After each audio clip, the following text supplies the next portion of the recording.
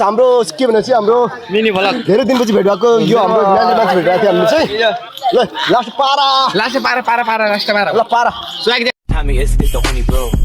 Joyle is the only hoe. Tik tak आफ्नो ठाउँमा बस्छु राम्रो.